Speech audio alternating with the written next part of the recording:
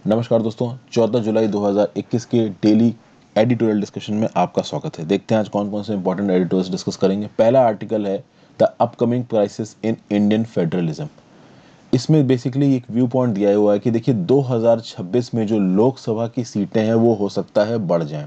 आपको पता है कि अलग अलग संशोधन करके ओवरऑल लोकसभा में अलग अलग स्टेट्स की कितनी सीटें रहेंगी ये 2026 तक फिक्स कर दिया गया है और 2026 के बाद इस फिक्सिंग को रीओरिएंट कर दिया जाएगा 2021 के सेंसस के हिसाब से, ऐसा यहाँ बताया गया है।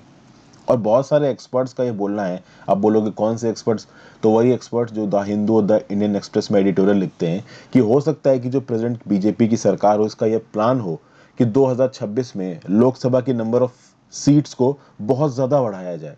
ठीक है, तो अभी जो 543 सीट्स हैं हो सकता है ये 800-900 तक भी पहुंच जाए। There is a chance. अब ये अलग बात है कि 2026 में सरकार कौन सी रहेगी, क्योंकि 2019 से लेकर 2024 तक का प्रेजेंट टेन्योर है। तो बीजेपी जीत के आती है, कांग्रेस आती है, कोई और कॉलिशन बनता है, इसके बारे में अभी हम कह नहीं सकते। बट अगर बीजेपी की इसी मेजोरिटी की सरकार आती तो देर आर चांसेस कि 2026 में लोकसभा की नंबर ऑफ सीटें बढ़ाई जाए। और अगर ये बढ़ाई जाती हैं तो भाई वो स्टेट्स जिन्होंने अच्छे से पॉपुलेशन कंट्रोल मेजर्स को लागू किया है, अपनी पॉपुलेशन को, अपनी आबादी को कंट्रोल किया है, उनको सीटें कम मिलेंगी। और वो स्टेट्स जिनकी आबादी बिल्कुल फल फूल रही है, बिना किसी चेक के, बिना किसी कंट्रोल के, वो स्टेट्स को ज़्यादा सीटें एलोकेट हो जाएंगी लोकसभा में। तो बिहार जैसे स्टेट्स बहुत ज़्यादा सीटें ले जाएंगे और तमिलनाडु और केरला जैसे स्टेट्स जिन्होंने पॉपुलेशन कंट्रोल मेजर्स को बहुत अच्छी तरीके से इंप्लीमेंट किया है वो पीछे रह जाएंगे। तो इस रिस्पेक्ट में एक व्यू पॉइंट दिया गया है, इस व्यू पॉइंट को देखेंगे। नेक्स्ट जो आर्टिकल है वो आर्टिकल है framing the legislation for getting the transparency. यहाँ पे क्या बात की गई है, ये बेसिकली प्रीवियस हैपनिंग से 2002 में देखिए एक जो आर्टिकल शुरू किया गया वो बड़े ज़बरदस्त तरीके से शुरू किया गया। 2002 में cable television network regulation amendment bill आया था।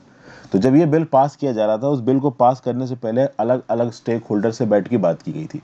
तो उस समय के जो केबल ऑपरेटर्स थे, आपको पता है पहले केबल ऑपरेटर्स बड़े डोमिनेंट चलते थे। डिश टीवी का ज़माना था नहीं, पहले केबल ऑपरेटर ही आपके घरों तक कनेक्शन पहुंचाया करते थे। तो जो बड़े बड़े केबल ऑपरेटर्स थे, जो ब्रॉडकास्टर्स थे, बड़े बड़े जो चैनल्स होते थे कि उनकी सर्विसेज प्रोवाइड करने वाले, ये दो मेजर स्टेक होल्डर्स होते थे। तो जब केबल टीवी से रिलेटेड एक अमेंडमेंट लाई सरकार, तो उसने ब्रॉडकास्टर से भी बात की और केबल टीवी ऑपरेटर से भी बात की। लेकिन अभी के लिए ये जो नया आईटी रूल वाला जो कोड आया है, इस कोड को चल के सरकार ने ज्यादा जरूरी नहीं समझा बात करना। Information technology intermediate guidelines and digital media ethics code rule को यहाँ पे ऑथर बहुत ब्लंटली क्रिटिसाइज कर रही हैं। ऑथर कौन है? अनुराधा आर। तो ये किस हिसाब से क्रिटिसाइज कर रही हैं, और इनका ये बोलना है कि जिस प्रकार से इस नए आईटी कोड के थ्रू डिजिटल मीडिया को सरकार रेगुलेट करने की बात कर रही है, इन्होंने कुछ एग्जाम्पल दिए हैं यूएस के, यूके के, जहाँ पे डिजिटल मीडिया को इस प्रकार तक रेगुलेट नहीं किया जाता, उसके बाद भी वहाँ प्रॉपर तरीके से काम कर रहे हैं। तो इंडिया में ये रेगुलेशन गलत है, ऐसा इनका बोलना है। तो इनके व्यू पॉइंट्स भी देख लेंगे। नेक्स्ट बात करेंगे an unproductive idea, socio economic empowerment is more effective than coercion in cutting fertility rates. यही उत्तर प्रदेश की बात की जा रही है। उत्तर प्रदेश में फर्टिलिटी रेट्स को कट करने के लिए नेशनल पॉपुलेशन पॉलिसी आई है, मैंने अलग से इसके ऊपर वीडियो बनाई है। फिर एक बिल भी यहाँ पे इंट्रोड्यूस किया गया, Uttar Pradesh population control stabilisation and welfare bill 2021। अब इस आर्टिकल में बस इतना ही बोलना है ऑथर का कि देखिए जहाँ जहाँ पे भी इंसेंटिव्स के बेसिस पे और सजा के बेसिस पे पॉपुलेशन को कम करने की कोशिश की गई है, वहाँ वहाँ हम कम नहीं कर पाए।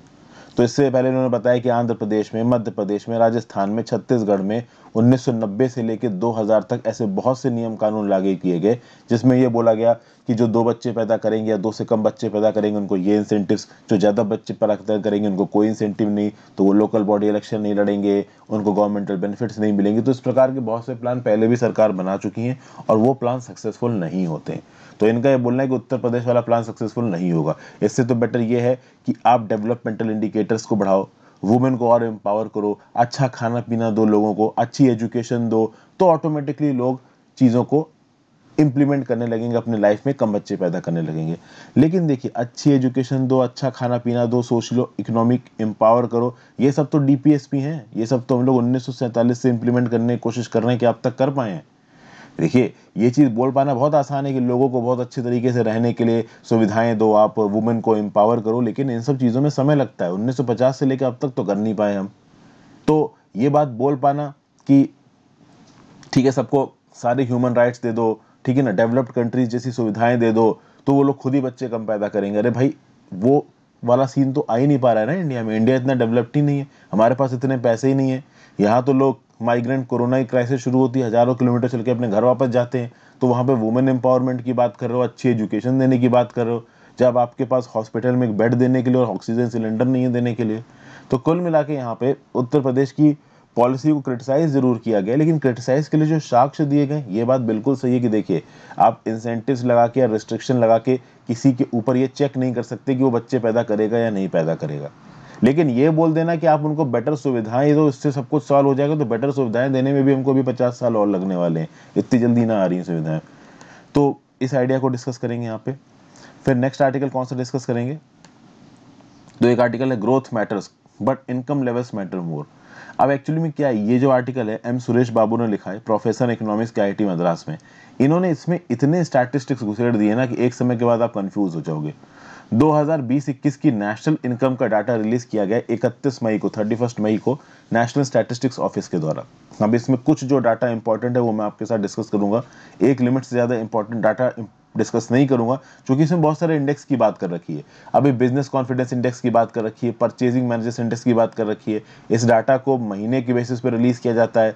कई बार मैंने ये डाटा आपके साथ पहले भी डिस्कस किया है, तो थोड़े बहुत जो इंपॉर्टेंट स्टैटिस्टिकल इंडिकेटर है वो बता दूंगा। एक लिमिट से ज़्यादा इसमें इन्फॉर्मेशन दूंगा तो आप खुद ही कंफ्यूज होने लगोगे और डाटा और ओवरलोड होने लगेगा। नेक्स्ट आर्टिकल, आप होल्डिंग ट्रस्ट इन वैक्सीनेशन। इसमें बस यही बताया गया कि भाई लोगों को ये समझाना चाहिए कि वैक्सीनेशन अच्छी है। अगर लोग इस बात को नहीं समझेंगे कि वैक्सीनेशन अच्छी नहीं, तो जो हकीम वैद्य है उनके पास दवाइयाँ लेना शुरू कर देंगे। ऐसा कोई प्रॉपर स्टैटिस्टिक्स नहीं है, बस हवा हवा में बात की गई, इसलिए इस आर्टिकल को मैं डिस्कस नहीं कर रहा हूँ। फाइनली एक आर्टिकल लिखा है यहाँ पे आर के विज साहब ने। ये आर्टिकल वैसे तो इन्फॉर्मेशन रिपीटेड है, वही पर्टिकुलर केस है जो पिछले 3-4 दिन से मैं करंट अफेयर्स में लगातार डिस्कस कर रहा हूँ। People Union for Civil Liberties, ये इसने एक आप कह सकते हो पेटिशन फाइल की सुप्रीम कोर्ट में, और इसके अंदर क्या बोला गया कि भाई ये जो सेक्शन 66 है आईटी एक्ट का, जिसको 2015 में अनकॉन्स्टिट्यूशनल बोल दिया था सुप्रीम कोर्ट ने, इसके अंदर अभी भी केस फाइल हो रहे हैं। 1307 केस फाइल हुए हैं 2015 के बाद से। तो सेक्शन 66 ए वाली बात तो हमने कर ही ली है, इसमें कुछ और केसेस हैं, ठीक है ना, जिनके चलते हो सकता है पुलिस अभी भी एफआईआर फाइल कर रही हो। तो वो और कौन से दूसरे केसेस हैं, जैसे कि for example section 303 of the Indian penal Code, फिर एडल्ट्री का क्राइम हो गया section 497 of the Indian penal Code. तो इस प्रकार के भी कुछ क्राइम्स हैं जिनको ऑलरेडी सुप्रीम कोर्ट ने अनकॉन्स्टिट्यूशनल बोल दिया है, बट हो सकता है कि पुलिस इनके ऊपर भी केस फाइल कर रही हो। तो ये सब बंद होना चाहिए, ना कि केवल सेक्शन 66 से, ठीक है ना। और इसको बंद करने के लिए पुलिस वालों को कैसे अकाउंटेबल कराया ठहराया जा सकता है, उसके बारे में भी 3-4 पॉइंट्स है, तो इसको होलिस्टिकली हम लोग यहाँ पे कवर करेंगे। तो ये हैं आज के इंपॉर्टेंट आर्टिकल्स। कुल मिला के देखें तो हम लोग 5 आर्टिकल्स आज की डेट में डिस्कस करने वाले हैं जो कि मोस्ट इंपॉर्टेंट है। आगे बढ़ने से पहले वीडियो पर लाइक का बटन, अगर अब तक आपने इस चैनल को शेयर नहीं किया, इस वीडियो को शेयर और सब्सक्राइब नहीं किया, कर दीजिए। ज्वाइन बटन दबा के आप हेल्प कर सकते हैं। इंस्टाग्राम पे फॉलो कर लीजिए, आप वहाँ पे अपने मैसेजेस भेज सकते हैं। जब भी मुझे समय लगेगा मैं उन मैसेजेस का जवाब देने की कोशिश करूँगा। टेलीग्राम ग्रुप ज्वाइन कर लो, आपको इस पर्टिकुलर लेक्चर की पीडीएफ टेलीग्राम ग्रुप में मिल जाएगी। Got it friends. Plus harshitdwedi.com website पे जाके आप डेली बेसिस पे करंट अफेयर्स पढ़ते हैं। डेली बेसिस पे करंट की एक वीडियो अपलोड, मतलब जो भी आपका करंट अफेयर्स उसका एक कंसोलिडेटेड आर्टिकल अपलोड होता है। द हिंदू एडिटोरियल का एक आर्टिकल अपलोड होता है, वन लाइन करंट अफेयर्स का एक आर्टिकल अपलोड होता है, और साथ साथ कुछ इंडिविजुअल करंट अफेयर्स की न्यूज़ भी मैं अपलोड करने की कोशिश करता हूँ जो कि रेलिवेंट है आपके एग्जाम्स के पर्सपेक्टिव से, तो वो भी आप जाके पढ़ सकते हैं। तो चलिए पहले आर्टिकल से शुरुआत करते हैं। The upcoming crisis in Indian federalism, the national compact has to be reimagined so that post 2026 the most successful states are not punished politically। देखिए, भारतीय संविधान में एक अनप्रेसिडेंटेड क्राइसिस आ सकती है 2026 में, क्योंकि लोकसभा की सीटों में ड्रामेटिक चेंज होगा। ठीक है, अगर एक संविधान संशोधन करके फिर से आगे यह ना बोल दिया जाए कि 2031 के या 2041 के या 2051 के सेंसस के हिसाब से हम सीटें चेंज करेंगे, वो ना हो जाए। उस केस में समझा जा सकता है कि भाई 2026 में ही लोकसभा की सीटें बढ़ेंगी। और अगर बीजेपी की ये जो पूर्ण बहुमत वाली सरकार आगे भी आती है 2024 में, तो डेफिनेटली सीटें बढ़ने वाली हैं लोकसभा की। कब? 2026 में। 1976 से अगर आप देखो तो 1971 के सेंसस के हिसाब से ही लोकसभा की सीटें हैं अब तक। शुरुआत में जितनी लोकसभा की सीटें थी बढ़ाई गई, 1976 तक बढ़ाई गई, बट 1976 के बाद से लेकर 2026 तक कोई भी सीट नहीं बढ़ी है। उसका सिंपल सा रीज़न है कि अगर सीट बढ़ेगी तो पॉपुलेशन के आधार पर बढ़ेगी, आबादी के आधार पर बढ़ेगी। अभी आबादी के आधार पर लोकसभा की सीटें बढ़ने लगी तो कोई भी राज्य सरकार पॉपुलेशन कंट्रोल मेजर्स को प्रॉपर तरीके से इंप्लीमेंट नहीं करेगी। ठीक है भाई, ये सब बातें यहाँ पे बताई गई। अब खास बात यहाँ पे ये कि 2026 में अगर सिर्फ पॉपुलेशन ग्रोथ के आधार पर सीटें रीऑर्गेनाइज होती हैं लोकसभा के अंदर, तो भाई जो अब तक के सबसे ज्यादा डेवलप्ड और प्रॉस्परस स्टेट्स जिन्होंने जबरदस्त तरीके से फैमिली प्लानिंग की, for example Kerala and Tamil Nadu, ये पीछे छूट जाएंगे। और जो गरीब स्टेट्स हैं बिहार जैसे, ये बहुत एक्सपेंड करेंगे, क्योंकि बिहार में गरीबी बहुत है, बच्चे बहुत ज़्यादा ही पैदा करते हैं लोग, इतनी ज़्यादा आबादी है, 20-20 करोड़ 17 करोड़ से तो ज़्यादा उनकी आबादी पहुंची, स्टेट इतना छोटा सा है, तो ऑब्वियस सी बात है बिहार जैसे स्टेट्स को बहुत ज़्यादा सीट यहाँ पे एलोकेट होने वाली है। उत्तर प्रदेश में भी बहुत ज़्यादा सीटें हैं, बट उत्तर प्रदेश का फिर भी कंपेरेटिवली एरिया बड़ा है, बिहार का तो लैंड एरिया भी इतना छोटा है और आबादी इतनी ज़्यादा है। तो कुल मिला के वो स्टेट्स जहाँ पे प्रॉपर तरीके से पॉपुलेशन कंट्रोल मेजर्स को इम्प्लीमेंट नहीं किया गया है, वो एडवांटेज पे आ जाएंगे, और वो स्टेट्स जिन्होंने किया है वो डिसएडवांटेज पे आ जाएंगे। तो उत्तर प्रदेश बिहार जैसे स्टेट्स बहुत ज़्यादा सीटें ले जाएंगे लोकसभा के अंदर, और तमिलनाडु केरला जैसे स्टेट्स रिलेटिवली डिसएडवांटेज पे आ जाएंगे। ठीक है, तो यही सब बातें यहाँ पे बताई गई कि नेशनल पावर में वो स्टेट्स डोमिनेंट हो जाएंगे जो ज़्यादा पॉपुलेटेड होंगे। इसके चलते वो स्टेट्स जिन्होंने अपने प्लान्स को ठीक तरीके से इंप्लीमेंट किया है, वो पॉलिटिकल और इकोनॉमिक पावर लूज करेंगे। अब देखिए यहाँ पे भले ही इसके लिए कंसर्न उठाया जा रहा है, बट इतनी आसानी से होने वाला नहीं है। जब भी इस प्रकार का रीऑर्गेनाइजेशन होगा ना, तब हर स्टेट की प्रॉब्लम्स को, हर स्टेट की बातों को, हर स्टेट के कंसर्न्स को एंटरटेन किया जाएगा। तो मान लीजिए बीजेपी की सरकार फिर से 2024 में जीत के आ जाती है और वो 2026 में लोकसभा की सीटें बढ़ाते हैं, तो ये नहीं हो सकता कि केरला और तमिलनाडु जो भी बोलेंगे उसको बीजेपी की सरकार इग्नोर कर देगी, इग्नोर नहीं कर सकती। ठीक है ना, इन स्टेट्स की तरफ से जो भी कंसर्न जाएगा उस कंसर्न को सुनना पड़ेगा, मानना पड़ेगा, और मोस्ट प्रोबेबली सीटें उसी पैटर्न में बढ़ेंगी जिस पैटर्न में 1971 के सेंसस में थी, जो कि 2021 का सेंसस तो ऑब्वियस सी बात है जो पुअर स्टेट्स और ज़्यादा आबादी वाले स्टेट्स हैं उनके फेवर में चला जाएगा। तो जो रीअलाइनमेंट यहाँ पे होना चाहिए, ठीक है, वो डेमोक्रेटिक प्रिंसिपल्स और फेडरल प्रिंसिपल्स दोनों के आधार पे होना चाहिए। मतलब राज्य की सरकारें जिन्होंने अच्छा काम किया है पॉपुलेशन कंट्रोल को लेके, वो डिसएडवांटेज में नहीं जानी चाहिए। फिर इसमें आर्टिकल 1 वगैरह लिख रखा है, वो सब देखने की यहाँ पे जरूरत नहीं है। फिर बात करते हैं कि भाई ये जो देखिए, ये जो स्टेट्स हैं हमारे देश में, ये क्या है? They are self contained units within the Indian constitutional system. We must turn to an inherent contradiction between the principles of democracy and federalism. When federal units are unequal in size, population, and economics, this is easy to comprehend. In a democratic setup, all citizens are equal and are thus entitled to equal representation in governance.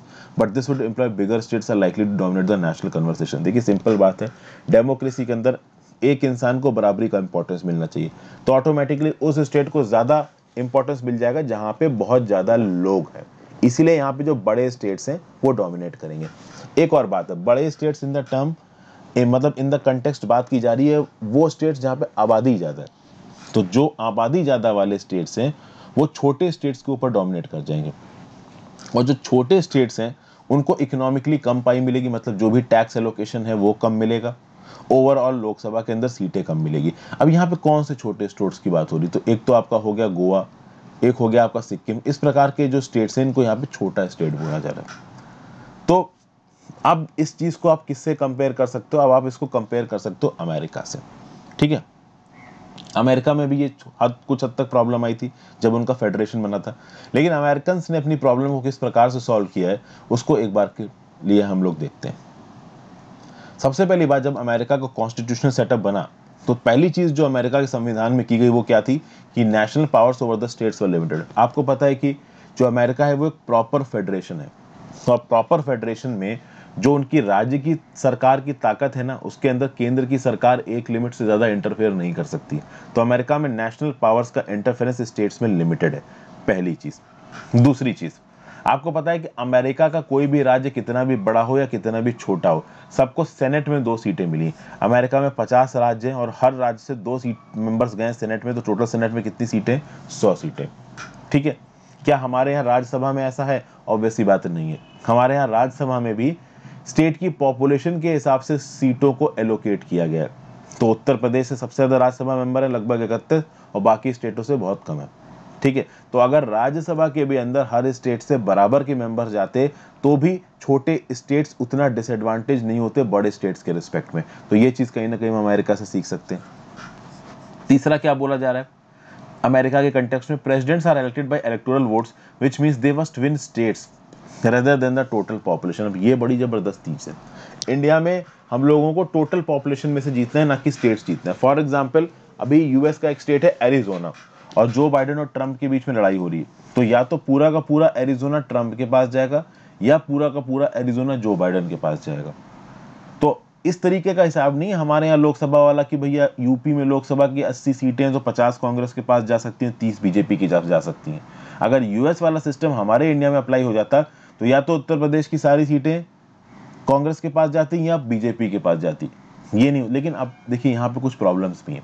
India एक multi party system है, ठीक है। India में केवल 2 party नहीं है, तो मतलब सिर्फ बीजेपी और इंडियन नेशनल कांग्रेस नहीं, और भी पार्टीज हैं। यूएस में जब इलेक्शंस होते हैं तो 2 ही मेन पार्टियां आती हैं, डेमोक्रेट और रिपब्लिकन। तो पूरी तरीके से अमेरिकन सिस्टम को इंडिया में अप्लाई कर पाना भी अपने आप में मुश्किल है। फिर चौथा, अमेरिका में क्या हुआ कि जो स्लेव ओनिंग स्टेट्स थे, जो उनके सदर्न स्टेट्स थे जहाँ पे स्लेवरी चलती थी, वहाँ पे एक स्लेव को 3/5 ऑफ द वोट का इंपॉर्टेंस दी गई। खैर वो एक अलग चीज़ है, अब तो वहाँ पे स्लेवरी खत्म हो चुकी है। कुल मिला के जो अमेरिकन सिस्टम है वो कुछ इस प्रकार से इवॉल्व हुआ है कि वहाँ पे जो छोटे स्टेट्स हैं उनके पास थोड़ी ज़्यादा ताकत चली गई है, और जो बड़े स्टेट्स हैं आबादी में उनके पास थोड़ी कम ताकत हो गई है। इसलिए आप देखोगे कि जॉर्ज डब्ल्यू बुश और डोनाल्ड ट्रंप जैसे लोग, इन्होंने ओवरऑल पूरे देश के मेजॉरिटी वोट्स नहीं जीते, लेकिन तब भी ये प्रेसिडेंट बन गए। क्यों? क्योंकि अमेरिका में जो छोटे स्टेट्स हैं उनके पास ओवरऑल जो रिप्रेजेंटेशन है सेंटर लेवल पे, वो बड़े स्टेट्स के बराबर हो जाता है। इसलिए जो छोटे स्टेट्स हैं वो ओवरऑल डोमिनेंट हो जाते हैं। इंडिया में ऐसे नहीं है। इंडिया में वो स्टेट्स जिनकी आबादी ज्यादा है, मतलब आबादी के टर्म्स में जो स्टेट बड़े हैं, वो ओवरऑल इलेक्शन में डोमिनेट कर जाते हैं। तो उत्तर प्रदेश एक बहुत बड़ा टर्फ समझा जाता है लोकसभा में। जिसने उत्तर प्रदेश में मेजॉरिटी जीत ली, उसके लिए सरकार बना पाना लोकसभा में बड़ा आसान हो जाएगा।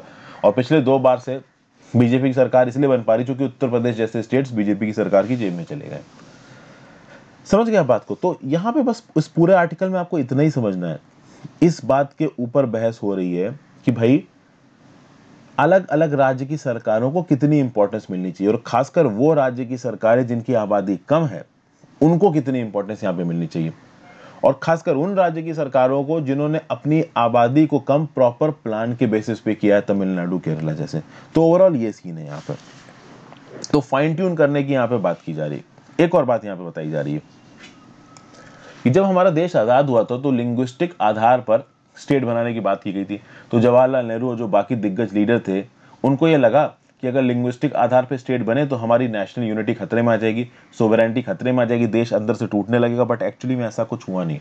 लिंग्विस्टिक आधार पर स्टेट्स बने, उसके बाद भी किसी ने इंडिया से होने की अलग बात नहीं की है। सबने इंडिया में ही रह के काम किया, बस उनको उनकी कल्चरल आइडेंटिटी मिल गई, वो बहुत ज़्यादा ज़रूरी था। तो यहाँ पे हमको समझना ये है कि स्टेट्स को थोड़ी ऑटोनॉमी देने से हमारा देश कमज़ोर पड़ने वाला नहीं है। इसलिए ओवरऑल इंडिया में ये जो फेडरल बैलेंस है, इसको लाने के लिए और अलग अलग राज्य की सरकारों को उनकी आबादी के हिसाब से इंपॉर्टेंस मिले, इसके लिए कुछ पर्टिकुलर चेंजेस करने की ज़रूरत है। सबसे पहले चेंजेस ये करने की ज़रूरत है, जो स्टेट लिस्ट है 7th schedule of the Indian constitution में, उनमें कुछ सब्जेक्ट्स बढ़ाए जाने चाहिए, और खासकर वो सब्जेक्ट्स जो कि स्टेट्स की बाउंड्री को बदलें, ठीक है ना। ओवरऑल ऐसे सब्जेक्ट्स को थोड़ा बहुत राज्य की सरकारों को भी दिया जाना चाहिए। अभी के लिए अगर आप आर्टिकल 1 से 4 का एनालिसिस करो तो आपको पता चलेगा कि कोई 2 राज्यों को मिला के एक राज्य बना देना, एक बड़े राज्यों को छोटे राज्यों में तोड़ देना, एक राज्य को एक यूनियन टेरिटरी मिला के एक बड़ी यूनियन टेरिटरी या बड़ा राज्य बना देना, ये सब सिर्फ केंद्र सरकार के हाथ में है। ये कब इन सब में से थोड़े बहुत लिमिटेड राइट्स अगर राज्य की सरकारों को आप दे दोगे तो कुछ बिगड़ने वाला नहीं है। उन राज्य की सरकारों के पास भी थोड़ी बहुत ताकत आ जाए कि भाई वो अपने टर्फ को बचा सके। आपको पता है ना, यूएसए में जो 50 स्टेट्स है ना, इन 50 स्टेट्स को 51-52 कर पाना या 48 कर पाना वहां की केंद्र सरकार के लिए बहुत मुश्किल है, प्रेसिडेंट के लिए बहुत मुश्किल है। बट इंडिया में पार्लियामेंट में बस एक लॉ पास करो और सिंपल से आप किसी भी 2 राज्यों को मिला के एक राज्य बना सकते हो। तो राज्य की बाउंड्रीज को चेंज करने वाला जो नियम कानून है वो कुछ हद तक हमारे देश में राज्यों को भी दिया जाना चाहिए, पहली चीज। दूसरी चीज यहां पे क्या बताई जा रही है कि भाई राज्यसभा के रोल और कंपोजिशन को बदलने की जरूरत है। राज्यसभा एक ऐसा आप कह सकते हो प्लेटफॉर्म है जहां पे सीधे स्टेट्स के रिप्रेजेंटेटिव जाते हैं। तो जो छोटे स्टेट्स हैं अगर उनके रिप्रेजेंटेशन को राज्यसभा में बढ़ाया जाए, कुछ इस प्रकार से किया जाए यूएसए की तरह कि सेनेट में 50 स्टेट से हर स्टेट से 2 मेंबर्स जा रहे हैं, अगर कुछ ही इसी प्रकार का राज्यसभा में भी हमारी कर दिया जाए तो ओवरऑल राज्यसभा में जो छोटे स्टेट्स के कंसर्न्स हैं उनको ज्यादा मीट किया जा सकता है। लेकिन उसमें कुछ प्रॉब्लम भी, अगर इंडिया में राज्यसभा में हर छोटे स्टेट से बराबर बराबर सीटें जाने लगी तो ओवरऑल ये पॉजिटिव वे में भी जा सकता है, निगेटिव वे में भी जा सकता है। डिपेंड करेगा कि केंद्र में किसकी सरकार बनी है, उस पॉलिटिकल पार्टी ने अलग अलग स्टेट्स में कितनी सरकारें बना रखी है, अपने कितने कैंडिडेट्स को नॉमिनेट करवा रखा है, फिर वही पार्टी पॉलिटिक्स यहाँ पे भी शुरू हो जाएगी।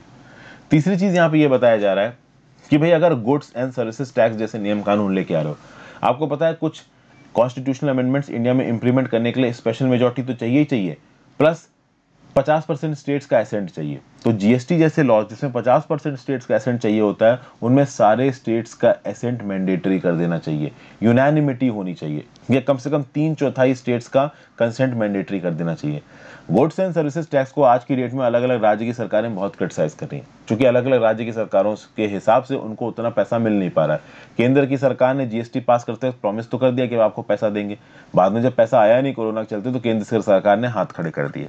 तो उसके चलते अब अलग अलग जो राज्य की सरकारें हैं वो जीएसटी के अगेंस्ट आवाज उठाती नजर आ रही हैं। तो ओवरऑल जीएसटी के साथ जो कुछ भी हुआ उसको देखते हुए कुछ चेंजेस करने की जरूरत है। तो जो ऐसे मेजर कॉन्स्टिट्यूशनल अमेंडमेंट्स हैं उनमें 50% राज्य की सरकारें नहीं, 100% राज्य की सरकारों का अप्रूवल होना चाहिए उस कॉन्स्टिट्यूशनल अमेंडमेंट को इंप्लीमेंट करने के लिए। बट मेरे ख्याल से 100% तो सही नहीं है, 3/4 सही रहेगा, जिसमें बाकी स्टेट्स, अपोजिशन के स्टेट्स की वैल्यू भी इंक्लूड हो जाएगी। फिर क्या बोला जा रहा है कि भाई जो बहुत बड़े बड़े राज्य हैं, जो बड़े इलाके में फैले हुए हैं, उनको छोटे छोटे राज्यों में तोड़ना चाहिए। तो उत्तर प्रदेश हो गया, तमिलनाडु हो गया, आपका राजस्थान जैसे स्टेट्स हो गए जो काफी बड़े हैं, मध्य प्रदेश जैसे स्टेट्स हो गए जो काफी बड़े हैं, इनको छोटे छोटे राज्यों में तोड़ना चाहिए।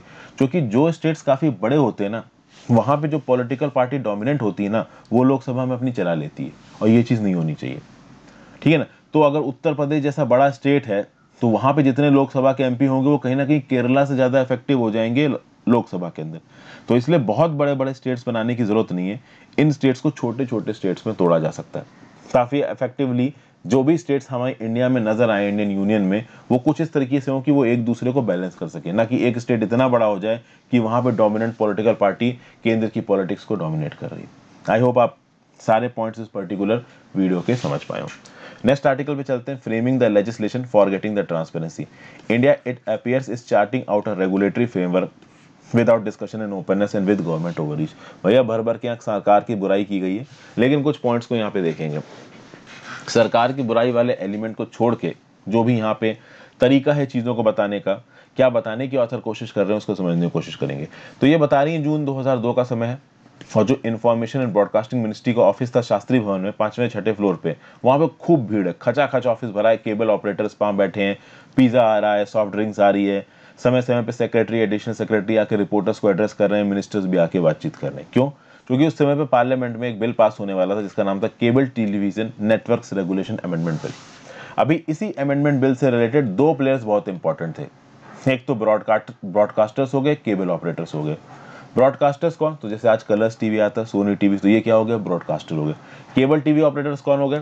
तो आज के डेट में तो केबल टीवी ऑपरेटर्स उतने डोमिनेंट नहीं है। पहले क्या हुआ करता था कि हमारे इलाके में एक केबल वाला हुआ करता था, दृश्यम में दिखाया गया ना, अजय देवगन एक केबल वाला होता था। तो अजय देवगन जो केबल वाला है उसके ऊपर कोई बड़ी कंपनी रही होगी। तो जो केबल वाले होते थे काफी पैसा कमाते थे, बहुत lakhs of cable operators India में ऑपरेट करते थे, ठीक है ना। तो केबल ऑपरेटर्स, ब्रॉडकास्टर्स, ये स्टेक होल्डर थे, और इन स्टेक होल्डर से एक एक करके जो सरकार थी वो बात कर रही थी ब्यूरोक्रेट्स के थ्रू। तो 2002 में जो मीटिंग हो रही थी, केबल ऑपरेटर्स की मीटिंग थी शास्त्री भवन में। तो समय समय पे यहाँ पे मिनिस्टर्स और ब्यूरोक्रेट्स आके इन केबल ऑपरेटर्स की बात को सुनने की कोशिश कर रहे हैं, और ये बातें कई महीनों तक चली। तो कुल मिला के क्या बोला जा रहा है? कुल मिला के बोला ये जा रहा है कि सरकार किसी अमेंडमेंट बिल को पास कराने से पहले वो अमेंडमेंट बिल जिस जिस भी स्टेक होल्डर्स को अफेक्ट करेगा उनके साथ एक एक करके बातचीत कर रही थी। तो इससे हुआ ये कि भाई डेफिनेटली कोई नियम कानून अगर यहाँ पे पास होता है, हो सकता है वो परफेक्ट नियम कानून ना हो, बट कम से कम उस नियम कानून में अलग अलग स्टेक होल्डर से बात करके उनका व्यू पॉइंट तो लिया गया। बट उस समय पे एक और प्रॉब्लम थी कि जो ब्रॉडकास्टर्स थे वो केबल ऑपरेटर्स से खुश नहीं थे, केबल ऑपरेटर्स ब्रॉडकास्टर्स से खुश नहीं थे। ब्रॉडकास्टर्स का ये बोलना था कि ये केबल ऑपरेटर्स ग्राउंड लेवल पे लोगों से इतना पैसा देते हैं, हमको पैसा नहीं देते। केबल ऑपरेटर्स अपने आप में बहुत स्ट्रांग थे, रियल एस्टेट लॉबी उनके साथ एसोसिएटेड थी, क्योंकि अगर आपको केबल नेटवर्क चलाना है तो आपके पास एक बड़ा रियल एस्टेट का नेटवर्क भी होना चाहिए। तो कुल मिला के उस समय पे काफी सारे ऐसे इश्यूज थे। जो भी नियम कानून बन के आया अटल बिहारी वाजपेयी की सरकार में, वो परफेक्ट नहीं था नियम कानून, बट उसके बावजूद भी जो नियम कानून बना था वो अलग अलग पार्टनर्स और स्टेक होल्डर्स के से बातचीत के बाद ही बना था। और यही ऑथर यहाँ पे बोल रही थी कि भले ही ये जो 2002 में cable television network regulation amendment act पास हुआ, ये भले एक परफेक्ट बिल नहीं था, बट ये बहुत सारे प्लेयर्स के नेगोशिएशन के बाद पास हुआ है। और आज की डेट में आप देखो, जो इंफॉर्मेशन टेक्नोलॉजी इंटरमीडिएट गाइडलाइंस इन डिजिटल मीडिया एथिक्स रूल 2021 पास हुआ है, इसमें किसी भी प्रकार का कोई डिस्कशन नहीं हुआ है। अभी डिस्कशन की बात करोगे तो ऑथर बोल रही है कि सरकार बोलेगी 3 महीने का टाइम दिया तो है, बट वो 3 महीने के टाइम में किसी प्रकार का स्टेक होल्डर से कोई डिस्कशन नहीं हुआ है। तो कुल मिला के ऑथर को प्रॉब्लम इस बात से है कि पहले जब इस प्रकार के अमेंडमेंट आया करते थे तब प्रॉपर तरीके से अलग अलग स्टेक होल्डर से बातचीत हुआ करती थी, लेकिन अब ये बातचीत वाला फैसेट हट गया है, सीधे सीधे आईटी जैसे रूल्स को एग्जीक्यूटिव तरीके से हमारे ऊपर थोप दिया जाता है। तो नवंबर 2020 का ये जो आईटी रूल्स, जो एथिक कोड आए हैं, जिसने एक एग्जीक्यूटिव ऑर्डर के थ्रू सारी की सारी ओटीटी सर्विसेज जैसे कि नेटफ्लिक्स, अमेजन प्राइम, इन सबको ministry of information and broadcasting के एम्बेट के अंदर ले आए हैं। इससे क्या पता चलता है? इससे ये पता चलता है कि सरकार गलत तरीके से यहाँ चीज़ों को कंट्रोल करने की कोशिश कर रही है। और यहाँ पे अनुराधा जो ऑथर हैं इस आर्टिकल की, उन्होंने ये बोला है कि जो प्रकाश जावड़ेकर थे, जो कि farmer ministry of information broadcasting है, अभी इनको हटा दिया गया है, तो इन्होंने बोला था कि भाई मिनिस्ट्री ऑफिशियल्स को तो ये तक नहीं पता है कि ओटीटी प्लेटफॉर्म कितने हैं और कितने उनके यूजर्स हैं। तो कुल मिला के यहाँ पे बोला क्या जा रहा है? कुल मिला के बोला ये जा रहा है कि आपने नियम कानून निकाल दिया, लेकिन नियम कानून के रिस्पेक्ट में इन नियम कानूनों का क्या आउटपुट निकल के आने वाला है ये तो आपने एसेस किया ही नहीं, स्टेक होल्डर से तो आपने बात की ही नहीं। मतलब ऑथर सरकार के ऊपर इल्जाम लगाने की यहाँ सरकार ऊपर से नियम कानून इंप्लीमेंट कर रही हो, नीचे के स्टेक होल्डर से बातचीत नहीं कर रही। चलिए, सरकार के ऊपर तो इल्जाम लगते ही रहते हैं। एंटरटेनमेंट इंडस्ट्री की बात की जाए तो 1.82 ट्रिलियन 1.82 ट्रिलियन रुपीस की हो चुकी है 2019 में। 2022 तक ऐसा कहा जा रहा है 2.4 ट्रिलियन रुपीस क्रॉस कर जाएगी। डिजिटल मीडिया फिल्म एंटरटेनमेंट को 2019 में ही क्रॉस कर चुका है। आज की डेट में हमारे देश में 55 करोड़ टेलीविजन और स्मार्टफोन कंज्यूमर्स हैं, और ये जो फिगर है वो हो सकता है 100 करोड़ क्रॉस कर जाए 2025 में। 20 करोड़ तो ओटीटी सब्सक्राइबर्स हैं हमारे यहाँ पे। अब ओटीटी की खास बात क्या है? पहले क्या होता था कि अगर आपको पिक्चर देखनी है तो पिक्चर का एक टाइम होता था, जी सिनेमा पे, कलर्स पे, इतने समय पे ये पिक्चर आएगी, या फिर अगर आपको हॉल में देखनी है तो आपने हॉल में जाके देखी तो 3 से 6 का, 6 से 9 का, 9 से 12 का, इस प्रकार से शो हुआ करते थे। ओटीटी का सीन क्या है कि भाई खाना खाने बैठे हैं, सबको लग रहा है कि हाँ भाई फैमिली साथ में बैठी, चलो मूवी देखते हैं, तो भाई फटाक से नेटफ्लिक्स या फिर प्राइम, अमेजन प्राइम खोला और पिक्चर शुरू हो गई। तो ये जो नए ओटीटी प्लेटफॉर्म्स हैं, ये किस बात की हमको फ्रीडम देते हैं कि हम कहीं पे भी किसी भी समय पे अपनी सुविधा अनुसार पिक्चरें देख सकते हैं। तो कोई पर्टिकुलर इंडिविजुअल अगर ऑफिस जा रहा है तो वो मेट्रो में भी अपने स्मार्टफोन पे पिक्चर देख सकता है। तो इस प्रकार की जो ऑटोनॉमी ये ओटीटी प्लेटफॉर्म्स हमको दे रहे थे, ये ऑटोनॉमी यहाँ पे ऑथर बता रही है कि आईटी रूल्स के खतरे में। क्योंकि आईटी रूल्स के अगर एम्बेड को आप ध्यान से पढ़ोगे तो सरकार इस बात तक को रेगुलेट कर लेगी आगे आने वाले समय में कि कौन से समय पे कौन सा कंटेंट इन प्लेटफॉर्म्स के ऊपर सर्कुलेट किया जाएगा। तो इतना एक्सेसिव रेगुलेशन सही नहीं है अनुराधा जी के हिसाब से, और इसीलिए ये बता रही हैं कि डिजिटल न्यूज़ पब्लिशर्स एसोसिएशन एक 13 मेंबर का कलेक्टिव ग्रुप है, जिसमें लीडिंग न्यूज़ मीडिया कंपनीज भी हैं, प्रेस ट्रस्ट ऑफ इंडिया भी हैं, न्यूज़ ब्रॉडकास्टर्स एसोसिएशन भी ऑलरेडी कोर्ट्स में जा चुके हैं आईटी रूल को रोकने के लिए। हालांकि मैं आपको पर्सनली बताऊं, मुझे नहीं लगता सरकार इस हद तक कंटेंट को रेगुलेट करेगी। कुल मिला के हाँ, अब जैसे कि ज़रूरत से ज़्यादा हॉट सीन है या ज़रूरत से ज़्यादा गालियाँ हैं इन प्रकार के कंटेंट में, तो हो सकता है सरकार उसको ज़रूर यहाँ पे बैन करवा दे या फिर चिल्ड्रन फिल्टर लगवा दे। हालांकि चिल्ड्रन फिल्टर तो ऑलरेडी होता है इन ओटीटी प्लेटफॉर्म्स में। तो इस प्रकार की चीज़ें हो सकता है सरकार रोकने की कोशिश करे। कोई पॉलिटिकल सेंसिटिव मुद्दा है, जैसे तांडव नाम की एक सीरीज आ गई थी अमेजन प्राइम में, तो इस प्रकार के कंटेंट को हो सकता है सरकार यहाँ पे रेगुलेट करने की कोशिश करे। लेकिन कौन से समय पे कौन सी चीज़ देखी जाएगी, मुझे नहीं लगता कि सरकार इतना रेगुलेशन करने वाली है, क्योंकि इतने रेगुलेशन में लोग इरिटेट हो जाएंगे और उससे सरकार को मतलब भी नहीं है। सरकार डेफिनेटली पॉलिटिकल कंटेंट को यहाँ पे रेगुलेट करने की कोशिश करेगी, ये बात तो देखिए तय है। पॉलिटिकल कंटेंट को तो हर पॉलिटिकल पार्टी रेगुलेट करने की कोशिश करती है। ऐसा कंटेंट कोई भी पॉलिटिकल पार्टी नहीं चाहेगी जो उस पॉलिटिकल पार्टी की इमेज को खराब कर दे। फिर यहाँ पे अनुराधा जी एक और बात पॉइंट आउट कर रही हैं।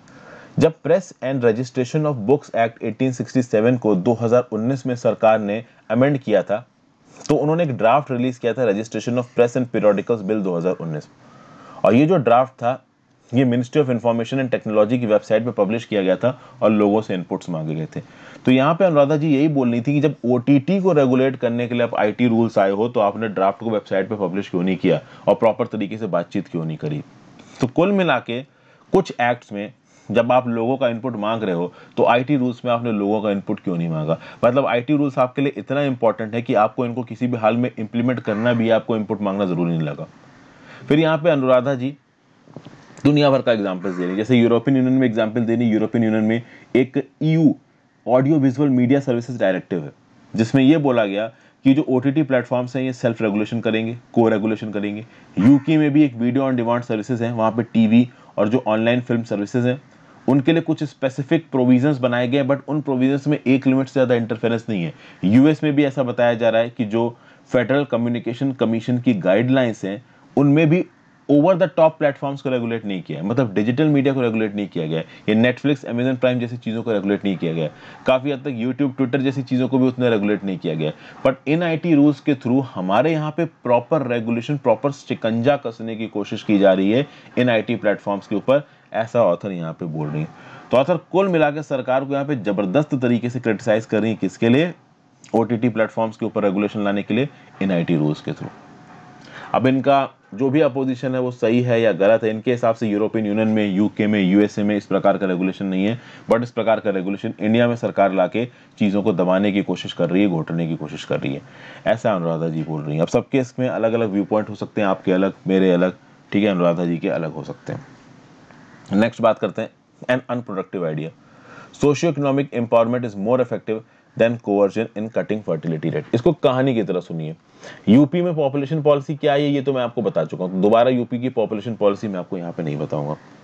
यहाँ पे ऑथर क्या कह रही हैं? ऑथर यहाँ पे ये बताने की कोशिश कर रही हैं कि भाई देखिए, अगर आप Cairo international conference on population and development 1994 की बात करो, देखिए कायरो इंटरनेशनल कॉन्फ्रेंस हुआ था पॉपुलेशन एंड डेवलपमेंट पे 1994 में, वहां पे कायरो कंसेंसस आया था।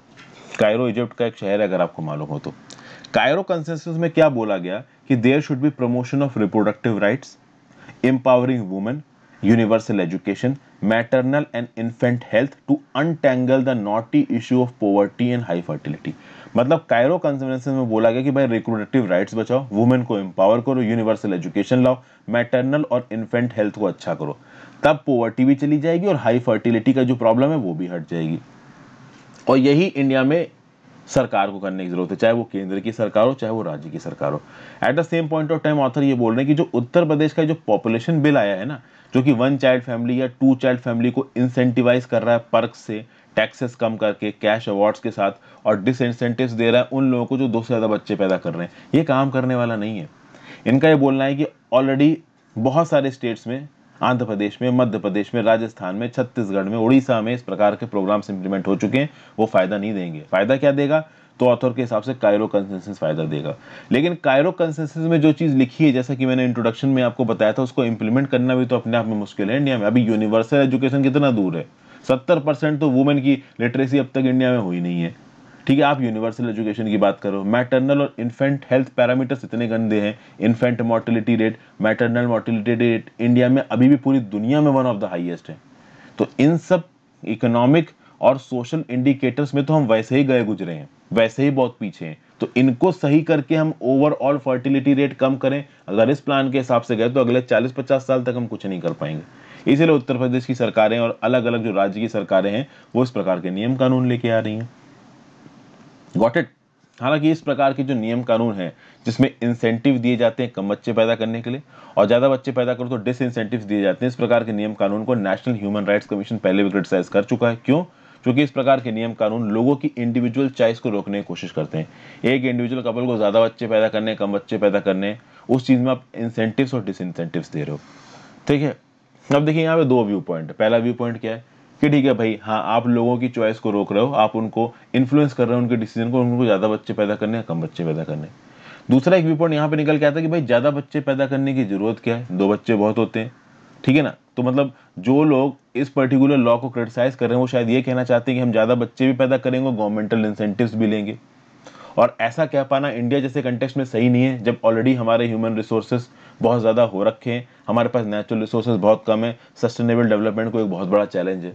तो अलग अलग व्यू पॉइंट यहाँ पे निकल के आ सकते हैं। ये बात बिल्कुल सही है कि अगर आप पॉवर्टी को कम करते हो, इकोनॉमिक रिफॉर्म्स लाते हो, लेबर प्रोडक्टिविटी बढ़ाते हो, लोगों को एम्प्लॉयमेंट अपॉर्चुनिटीज़ देते हो, यूनिवर्सल एजुकेशन लाते हो, हेल्थ पैरामीटर्स को अच्छा करते हो, तो डेफिनेटली जो फर्टिलिटी रेट है वो नेचुरली कम हो जाएगा। इस प्रकार के इंसेंटिव्स डिसइंसेंटिव्स की जरूरत नहीं पड़ेगी।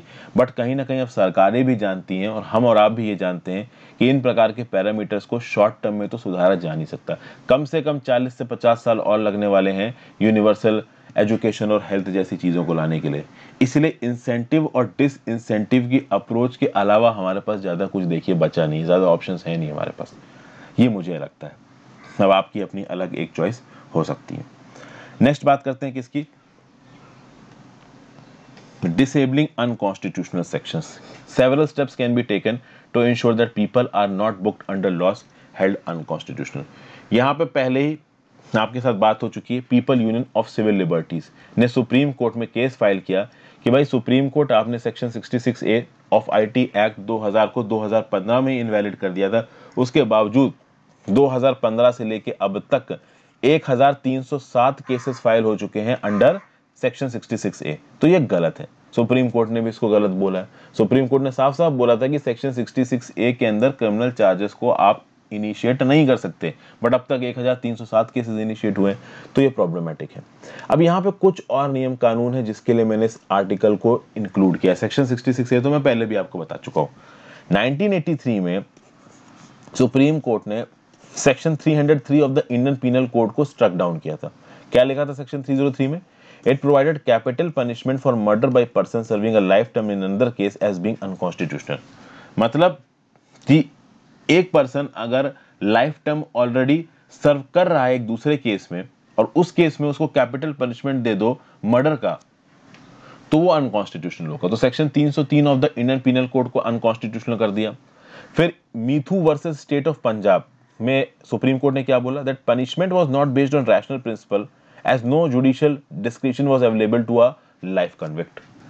मतलब कुल मिला के अगर कोई ऑलरेडी उम्र कैद की सजा काट रहा है तो दूसरे के मर्डर के केस में आप उसको मतलब फांसी की सजा या कैपिटल पनिशमेंट नहीं दे सकते अगर वो ऑलरेडी लाइफ इम्प्रिजनमेंट काट रहा है तो section 303 of the Indian penal code को स्ट्रक डाउन किया। उसके साथ अब ये section 303 of the Indian penal Code आप नोट डाउन कर लो, और section 303 of the Indian penal code को स्ट्रक डाउन किया in Mithu versus state of Punjab case में। तो ये पर्टिकुलर पॉइंट नोट डाउन कर लो। फिर 2018 में, ये तो खैर काफी फेमस है, Navtej Singh Johar versus Union of India में सेक्शन 377 ऑफ द आईपीसी को स्ट्रक डाउन कर दिया। क्रिमिनलाइजिंग अननेचुरल सेक्स, हालांकि अननेचुरल सेक्स नहीं बोलना चाहिए, जिसको जो करना है वो करे, हम कोई नहीं होते हैं बोलने वाले कि कौन क्या करता है कौन क्या नहीं करता है।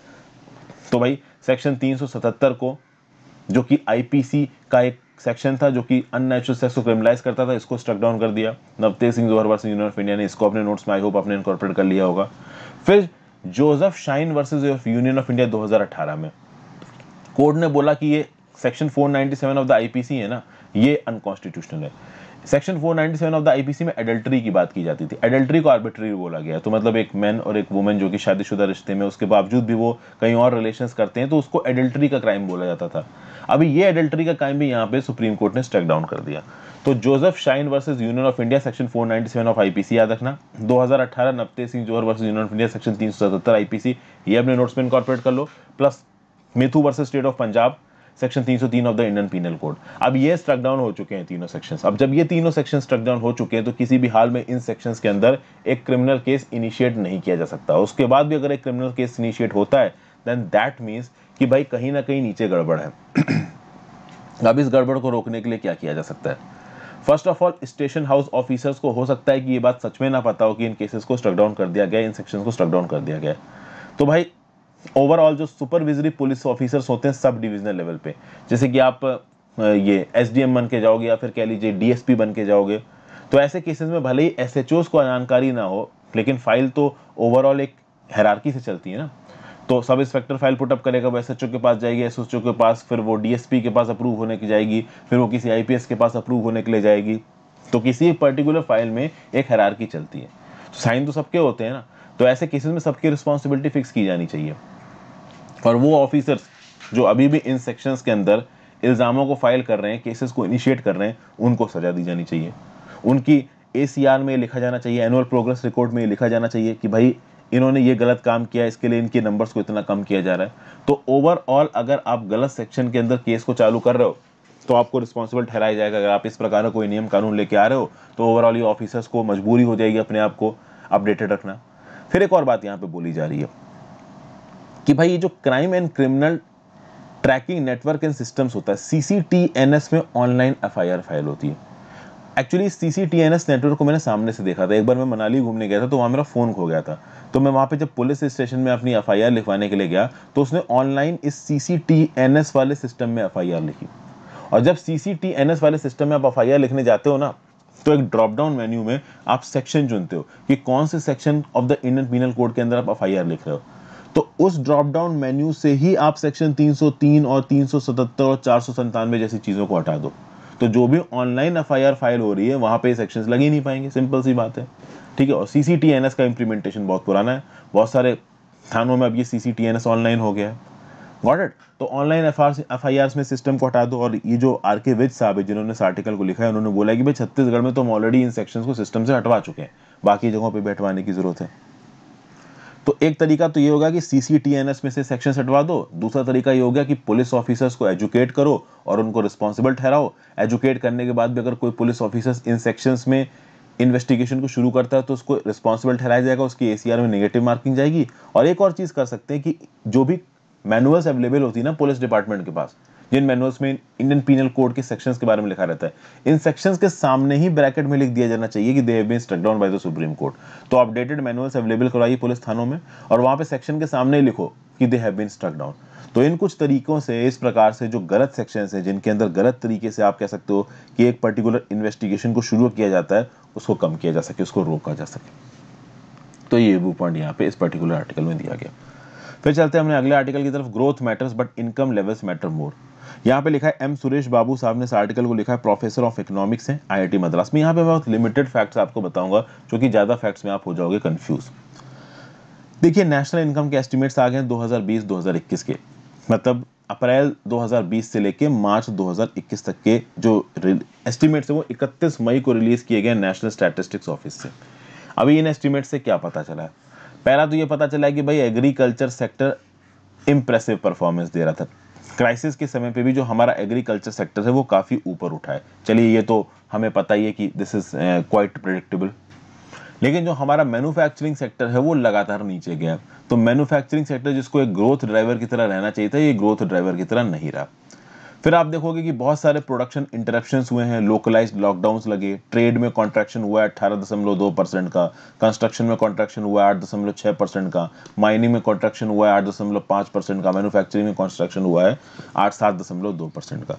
और उसके चलते बहुत बल्क में यहाँ पे नौकरियां भी गई हैं। फिर अगला स्टैटिस्टिक्स क्या बताया जा रहा है? अगर आप ग्रॉस डोमेस्टिक प्रोडक्ट की बात करो तो कांस्टेंट प्राइसेस में जो ग्रॉस डोमेस्टिक प्रोडक्ट है, कांस्टेंट प्राइसेस किसकी? 2011-12 की।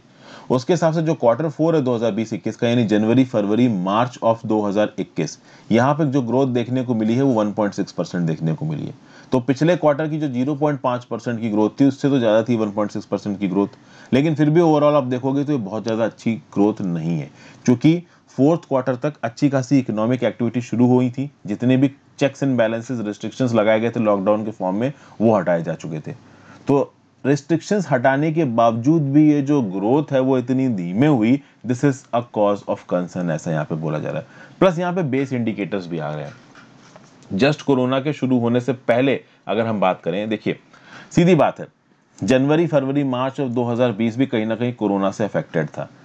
पिछले साल जब जनवरी फरवरी 2020 में पूरी दुनिया में कोरोना वायरस फैल रहा था और उसका नेगेटिव सेंटिमेंट इंडियन इकोनॉमी पे भी आ रहा था, तो डेफिनेटली जनवरी फरवरी मार्च 2020 में इकोनॉमी कोई बहुत तेजी से नहीं बढ़ी थी दुनिया की और ना इंडिया की। तो इसलिए जनवरी फरवरी मार्च 2021 में 1.6% की अगर ग्रोथ देखने को मिल रही है तो वो इसलिए भी देखने को मिल रही है क्योंकि जनवरी फरवरी मार्च 2020 के जो इकोनॉमिक फिगर्स थे वो काफी कम थे।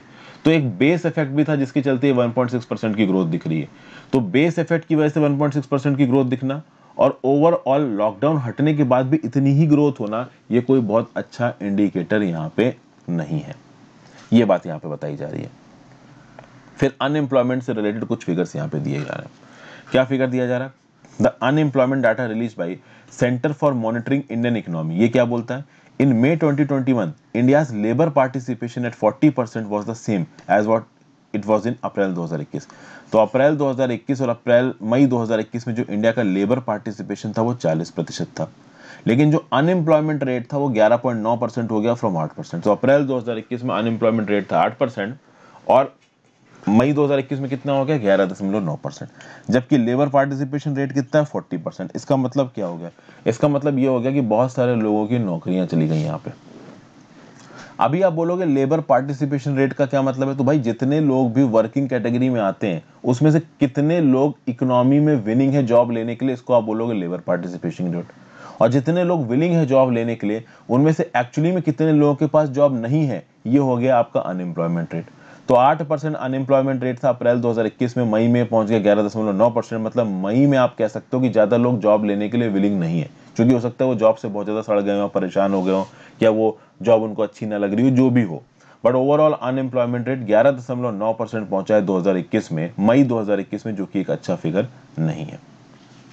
फिर नेक्स्ट बात यहाँ पे क्या बताई जा रही है, the unemployment rate fell to 35.3% in May 2021 from 36, sorry the employment rate, really sorry, the employment rate fell to 35.3% in May 2021 from 36.8% in April 2021।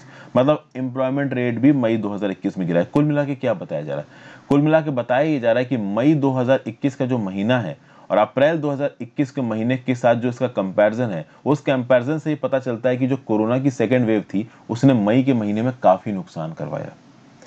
अगर आप नवंबर 2016 के महीने की बात करो, जिस महीने में डिमोनेटाइजेशन हुआ था, उस महीने अगर आप देखोगे जो जॉब लॉसेस थी वो थी 12.3 मिलियन, यानी 1,23,00,000 जॉब गई थी डिमोनेटाइजेशन के समय पे। और मई 2021 में 1.5 करोड़ जॉब गई हैं डिमोनेटाइजेशन के समय पे, CMIE के डाटा के हिसाब से।